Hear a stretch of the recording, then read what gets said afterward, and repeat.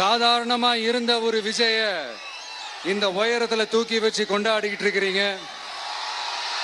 உங்க வீட்டுல ஒருத்தனாவே ஆக்கிட்டீங்க, உங்க சொந்தக்காரனாவே ஆக்கிட்டீங்க. என்னங்க பெரிய பணம் வேணுங்கிற அளவுக்கு பார்த்தாச்சு. அரசியலுக்கு வந்துதான் நான் பணம் சம்பாதிக்கணுமா என்ன? அதுக்கு கொஞ்சம் கூட அவசியமே இல்லை. எனக்கு எல்லாத்தையும் எல்லாமும் கொடுத்த உங்களுக்காக உழைக்கிறத தவிர எனக்கு வேற எந்த எண்ணமும் எந்த வேலையும் இல்லை.